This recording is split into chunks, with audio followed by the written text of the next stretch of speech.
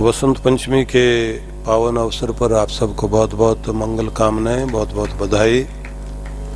यह एक महान अवसर है। इसे साधारण पर्व नहीं मानना चाहिए।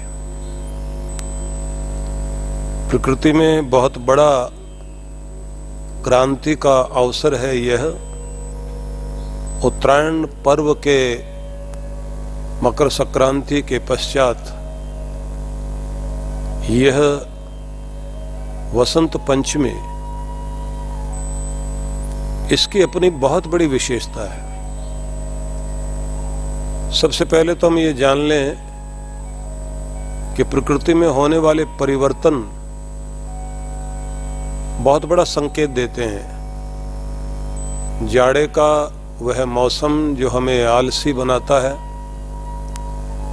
जागृति से दूर ले जाता है, लापरवाह करता है, उस मौसम से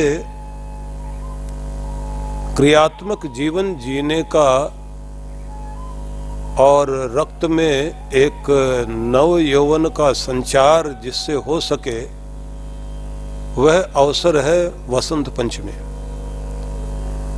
और इसलिए अब धीरे धीरे दिन बड़े होंगे, प्रकाश बढ़ेगा। बड़ी बात यह है कि इस समय प्रकृति में बहुत बड़ा परिवर्तन देखने को मिलेगा। यह मौसम फूलों का मौसम है। बहुत तरह के फूल इस समय खिलते हैं और विशेष रूप से प्रकृति को पीले फूल इन दिनों बहुत पसंद है। इसलिए चाहे वो सूरजमुखी हो, सरसों हो या अन्य तरह की फसलें जो इस समय उगती हैं, ज्यादातर आपने देखा होगा कि चारों तरफ पीले फूल खिले दिखाई देते हैं। तो ये वसंत का आगमन पीले फूलों को लेकर के आया, तो इसका मतलब होता है जीवन में समृद्धि का आगमन होना। वह समृद्धि सबसे पहले तो मानी जाती है आरोग्य श्री, स्वास्थ्य के रूप में अपने आप को समृद्ध करें। ये सबसे बड़ी दौलत होती है। जान है तो जहान है। आप स्वस्थ हैं तो सारी दुनिया मस्त दिखाई देती है। आप अगर पस्त दिखाई देते हैं तो सारी दुनिया लगती है कि सभी हमारे लिए तो बेकार। रोगी के लिए दुनिया में कुछ भी आनंद नहीं है, और स्वस्थ व्यक्ति के लिए सब कुछ आनंद है।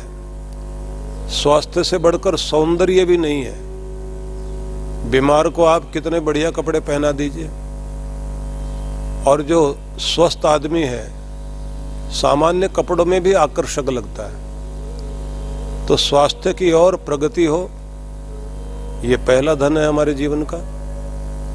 दूसरा धन माना जाता है कि हम कमाएं, बचाएं, उपयोग करें और उसमें से वो भाग भी निकालें जो दान पुण्य के काम आए। साथ साथ वक्त को संभाल कर उतना ध्यान में रखना चाहिए कि कभी कभी कोई और काम नहीं आता, हमारा धन ही हमारे काम आता है। तो थोड़ा बचाना भी आना चाहिए। आपकी जेब खाली कराने वाली बहुत सारी चीजें चारों तरफ हैं, जो आपको नए नए मॉडल का नाम देकर, रंगों का नाम देकर, तरह तरह के विज्ञापन देकर आपके धन को आपकी से छीन लेते हैं, और आप अपनी कीमती कमाई जो है वो गंवा बैठते हैं। तो बचाव रखना। और उससे भी बड़ी बात है कि जो आपने कमाया है या जो चीजें खरीदी हैं, उनकी मेंटेनेंस, उनकी ठीक से देख रेख यदि आपको आती है, तो कुछ लोगों के पास कितनी पुरानी चीज भी ज्यादा नई और अच्छी लगती है, और कुछ लोगों को बेकार करना आता है अभी नई चीज लेकर आए तो वो ऐसा कर देंगे उसको जैसे वो बहुत पुरानी चीज है। तो ये दिव्य गुण माना जाता है कि अपनी चीजों की कद्र करना।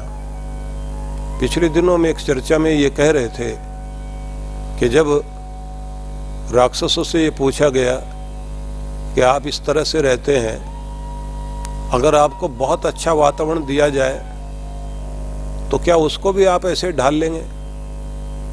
तो बोले पहले देवताओं से पूछो।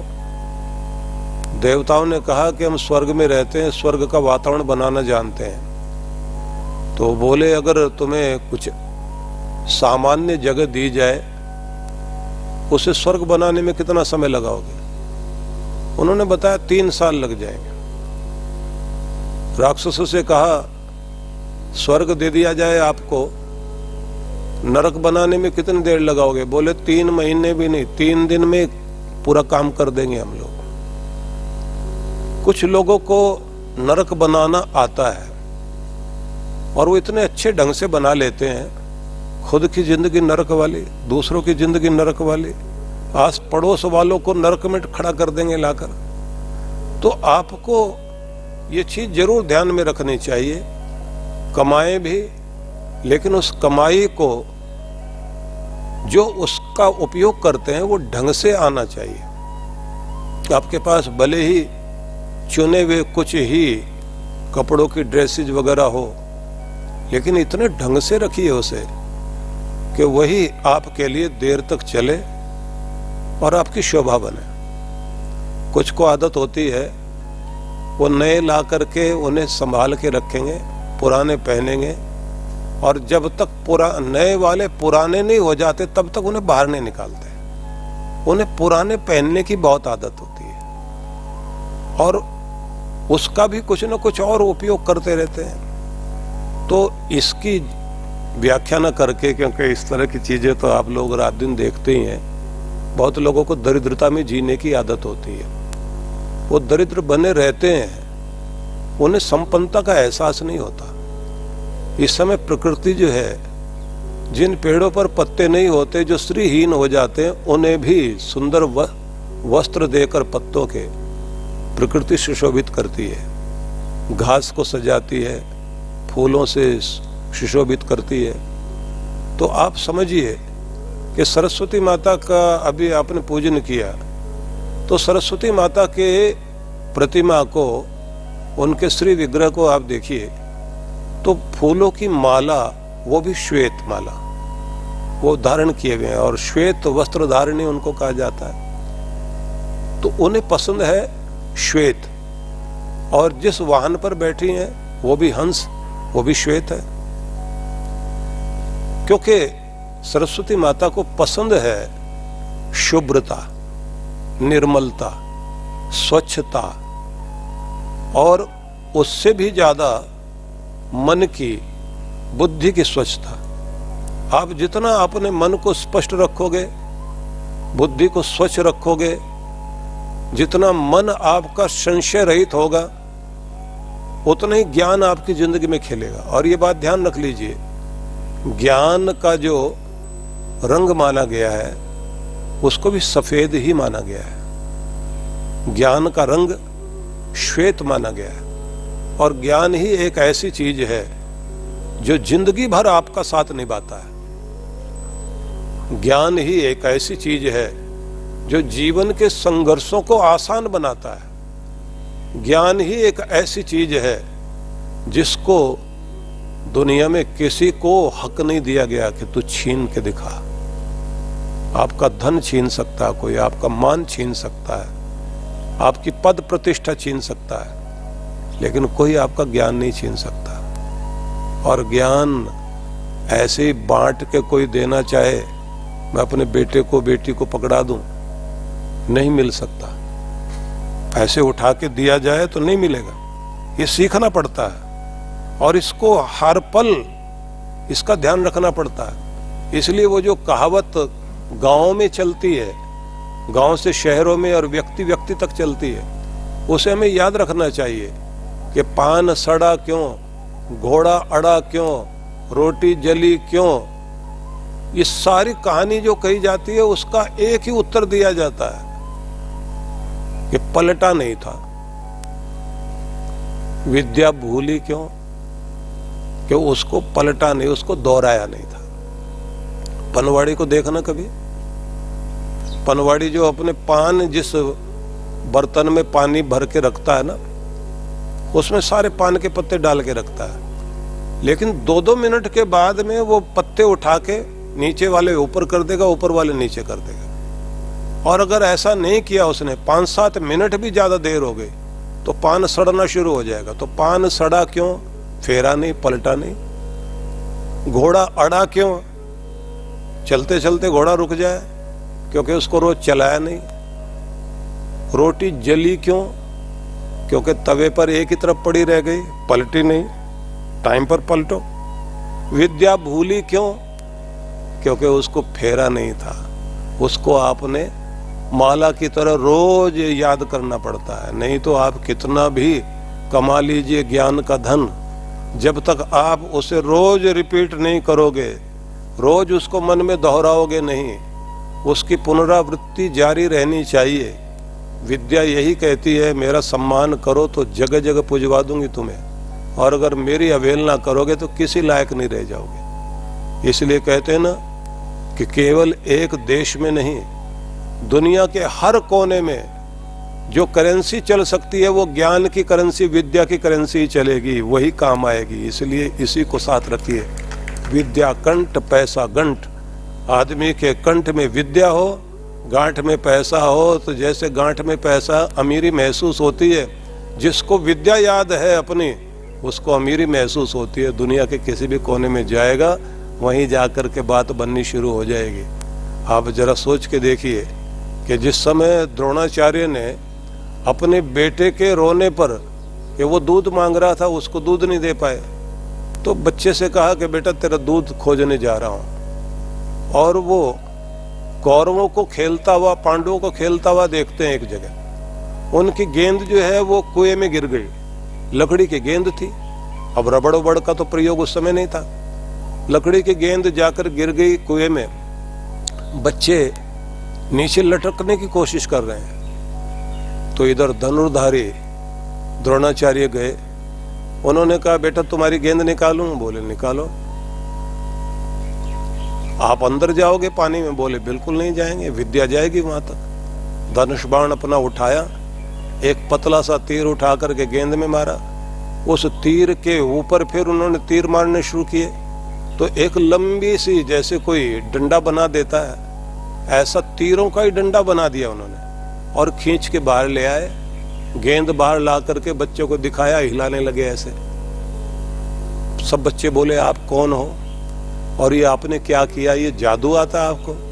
बोले बेटा विद्या से बढ़ के दुनिया में जादू कुछ भी नहीं है। जिसके पास ये विद्या है वो जादू करना जानता है। अब वो बोले ये कौन सी विद्या है? बोले इसको धनुर्विद्या बोलते हैं। ये कितनी तरह की विद्या होती है? बोले 64 प्रकार की तो मुझे याद है, बाकी तो और दूसरों को याद है। अच्छा तो आप हमें कुछ बता सकते हैं? बोले तुम्हें कुछ नहीं बताएंगे, अपने बड़ों को बताओ जा करके। द्रोणाचार्य आ गए हैं, और द्रोणाचार्य के नाम पर कुछ लोग कहते हैं द्रोणगिरी पर्वत, और जो ये दून देहरादून है, कहते हैं वही स्थान था द्रोणाचार्य का। कुछ लोग कहते हैं कि जहाँ पांडवों को सिखाया था, कौरवों को सिखाया था, वो गुरु का ग्राम जो था ना, वो गुड़गांव, वहाँ गुड़ तो मिलता नहीं, लेकिन अब उसका नाम गुरुग्राम हो गया। तो मैं आपको बताना चाहता हूँ कि हर जगह पुजवा देगी आपकी विद्या, लेकिन ये आलस्य को पसंद नहीं करती, लापरवाही को पसंद नहीं करती, ध्यान बटाकर घूमता हुआ आदमी उसको पसंद नहीं करती। जो अपना ध्यान पूरा लगाए, हर दिन नया सीखने को तैयार रहे, अपने कौशल को और निखारे, और बड़ी चीज विद्या आदत में आ जाए। विद्या उसके बाद ये कहती है, एक बात का ध्यान रखना, मैं आदत तो बन गई हूँ, लेकिन रोज निखारना मुझे। अगर निखारेगा, मैं नई नई चीजें तुम्हारे अंदर से प्रकट करूंगी, और अगर तुम ये समझोगे जितना आ गया बहुत है, तो फिर मुझे में भी जंग लगना शुरू हो जाएगा। किसी काम के नहीं रह जाओगे। शिखर पर बैठा दूंगी, बस मेरा सम्मान करना सीख जाना। तो ये दिन वो दिन है कि जब हम अपने आप को निखारें। और मैं एक बात कहूंगा आपको, मैंने ऐसे लोग देखे जिनकी 80-90 साल की उम्र है, अभी भी कमा रहे हैं, अभी भी पूजनीय बने हुए हैं, अभी भी दिमाग बढ़िया से काम कर रहा है, क्योंकि सीखते भी हैं, सिखाते भी हैं, काम भी करते रहते हैं, एक्टिव रहते हैं, खुश रहते हैं, मजा लेकर काम करते हैं। तो हमें सबको इस बात का ध्यान रखना चाहिए। और क्योंकि इस समय बहुत लंबी चौड़ी चर्चा करने का समय नहीं है और न करनी भी चाहिए, लेकिन मैं कुछ पॉइंट्स आपको याद करा देता हूँ। सबसे पहली बात, ये सरस्वती का दिन, विद्या देवी का दिन, ये हमें इस बात को दर्शाता है कि क्रियात्मक जीवन, रचनात्मक जीवन की शुरुआत करो। और जिस तरह से इस समय चारों तरफ प्रकृति में माधुर्य दिखाई देता है, जीवन में मधुरता लाओ। जिस प्रकार से समृद्धि देने के लिए वसंत पंचमी का पर्व आया है, फसलों को समृद्धि दी जाएगी, क्योंकि इस समय पहले फूल आए हैं, फूल ही फल बनते हैं। टैगोर की एक कविता है जिसका सार यही, जब उनसे पूछा कि फूल ने पूछा फल तो कहाँ है, बोले तेरे दिल में, तू कब आएगा, बोले तू आगे आगे चलेगा, मैं पीछे पीछे आऊंगा। इसलिए दुनिया भर में ऐसा होता है कि आप देखते हैं कि जब फल बनना शुरू होता है तो फल के आगे फूल लगा हुआ होता है, और जिस दिन वो फूल उसे वहां से सूख जाएगा, वो फल पूरा हो जाएगा। लेकिन वो फूल क्या है जो फल दिया करता है, इसके लिए व्याख्या का समय चाहिए, वो भी किसी दिन बताऊंगा आपको कि जब हम लोग चर्चा करने बैठे। लेकिन इससे भी आगे एक और बात बताना चाहता हूं। कहते ना कि कामदेव को 5 बाण मारे थे, कामदेव ने 5 बाण मारे थे शिव की तपस्या भंग करने के लिए। तो वो 5 बाण क्या हैं और प्रकृति में वो कौन से फूल हैं जिनको उठा करके उन्होंने तोड़ा था, तो और कैसे वो विचलित करते हैं। तो प्रत्येक व्यक्ति के ऊर्जा को और उसके ध्यान को 5 इंद्रियां जो हैं वो सम्मोहित करती हैं, और जिससे व्यक्ति अपने शिखर से नीचे गिर जाता है। हर एक को इस बात की कोशिश करनी चाहिए कि अपने शिव की शरण में रहें, जिससे अपने ऊंचाई पर हम टिके रह सकें और अपना लक्ष्य प्राप्त कर सकें। अगली महत्वपूर्ण बात जो हम सबको याद रखनी है, और वो ये है कि सरस्वती माता जिनका पूजन आज के दिन किया जाता है, उनका वाहन हंस है, उस पर वो सवार है। मतलब आपने कितना भी पढ़ लिया हो, जैसे हंस नीर क्षीर का विवेक रखता है, ऐसे निर्णायक शक्ति हमारी काम करनी चाहिए, डिसीजन मेकर होना चाहिए, डिसीजन लेना आना चाहिए। ज्यादातर लोगों की जिंदगी इस कारण पीछे रह जाती है, उनको निर्णय लेने ही नहीं आते, निर्णय नहीं ले पाते तो वहीं रुके हुए हैं। और सही निर्णय हो सके तो इसके लिए कहा जाता है कि प्रार्थना करनी चाहिए। इसलिए गायत्री उपासना का अवसर भी इसी को माना जाता है। विद्यार्थियों को यज्ञोपवीत बदले जाते हैं, गुरु की शरण में बैठकर सरस्वती माता का मंत्र पाठ किया जाता है। और वेदों में एक वाग्भरणी सूक्त है जिसमें ये कहा जाता है कि प्रत्येक को अपनी वाणी को प्रतिष्ठा देने के लिए वाग्भरणी सूक्त का पाठ करना चाहिए। थोड़ा और आगे चले हम लोग, क्योंकि आज के दिन को थोड़ा दूसरे दृष्टि से भी मैं याद कराता हूं आपको। आज वाला दिन जो है ये ऐतिहासिक दिन भी है। ऐतिहासिक दिन है तो इस रूप में भी याद कीजिए कि एक 11 साल का बच्चा जिसने अपने धर्म के लिए अपना गला कटवाने को तैयार हो गया, लेकिन अपना धर्म नहीं बदला। उसका नाम था वीर हकीकत राय। क्योंकि उसको स्कूल में पढ़ते पढ़ते देवी देवताओं को मुस्लिम बच्चों ने गालियां दे दी।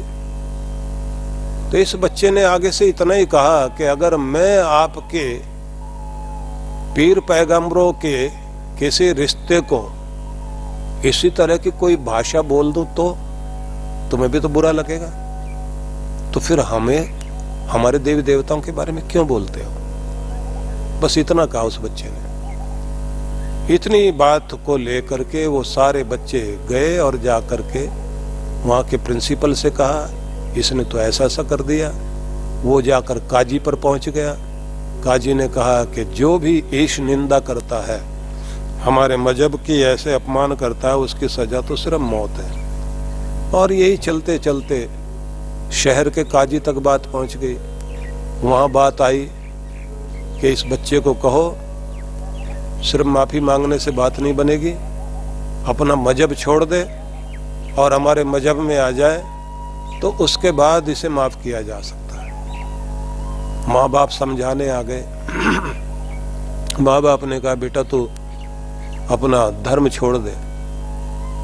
बच्चे ने कहा है अपने माँ बाप से कि एक तो मैंने गलती नहीं की, सही होकर भी और गलत का साथ दूं। आप लोगों ने मुझे सच्चाई पर रहना सिखाया, धर्म में जीना सिखाया। आज आप बचा भी लोगे और मेरी मौत लिखी हो बाथरूम में फिसलकर मरने के लिए, तो किसी बीमारी से मरने के लिए मरना है तो किसी काज के लिए मरना चाहिए, अपने लक्ष्य के लिए मरना चाहिए। और उसने कहा मुझे इससे डर नहीं लगता कि ये मेरी गर्दन काटेंगे।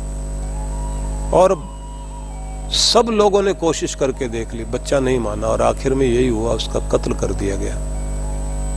और लाहौर में ये कत्ल हुआ, रावी नदी के किनारे। फिर उसका अंतिम संस्कार हुआ। 50,000 हिंदू लोग इकट्ठे हुए और उसकी चिता की राख लेकर गए। सबने अपने अपने बच्चों के नाम हकीकत रखे। जिस दिन ये घटना घटी थी वो दिन भी बसंत पंचमी का दिन था। इसलिए कई जगह भारत के शहरों में वसंत पंचमी के दिन हकीकत राय का मेला लगता है और लगना भी चाहिए,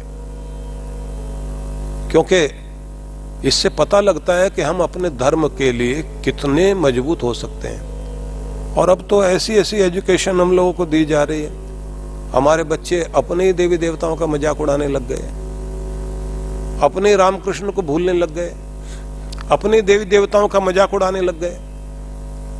माँ बाप को बहुत सक्रिय होना पड़ेगा, सजग होना पड़ेगा।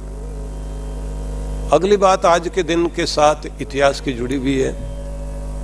त्रेता में भगवान राम, वसंत पंचमी का दिन था। बरसों से जो भीलनी इंतजार कर रही थी कि राम जी आएंगे, तो उसका सब्र और उसका धैर्य, उसका फल उसको आज के दिन मिला था, जब राम जी चलते हुए उसके कुटिया पहुंचे थे। और जहां उसने बैठाया वो एक चट्टान थी। गुजरात के डांग डिस्ट्रिक्ट में वो स्थान आज भी है जिस पे जाके राम जी बैठे थे। तो लोग जाते हैं श्रद्धा से, उस शिला का पूजन करके आते हैं। और उस क्षेत्र में अधिकांश रूप से वो आदिवासी क्षेत्र, वे लोग उस शिला को सम्मान देते हैं कि राम जी चल करके आए थे। और अगर और इतिहास को याद करें तो फिर पृथ्वीराज चौहान ने आज के दिन ही शब्द भेदी बाण चला करके जिस तरह से शाहबुद्दीन गौरी को सजा दी थी, वो दिन भी याद करने योग्य है। और वो घटना साधारण घटना नहीं थी। हालांकि घटना को याद करते हुए इच्छा होती है कि सुनाया जाए, लोभ संवरण करना मुश्किल होता है, लेकिन बस इतना ही याद कर लीजिए कि दिल्ली के तख्त पर बैठने वाला जो हमारा आखिरी राजा था, पृथ्वीराज चौहान,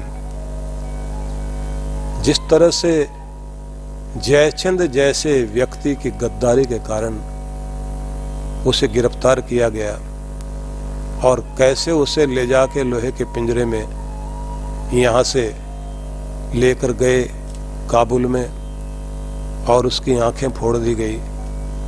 और उसके बाद उसका एक मित्र कवि था चंद्र बरदाई, उसने जाकर के वहाँ वो कविता पढ़ी थी जिसमें उसने बताया था कि कहाँ पर सुल्तान बैठा है। और वो एक कहानी पूरी है, आप लोगों को पहले कभी मैंने सुनाई हुई है। बस ये जरूर ध्यान में रख लीजिए कि भारत के गौरव का भी वो दिन है कि शब्द भेदी बाण किस तरह से प्रयोग किया उन्होंने।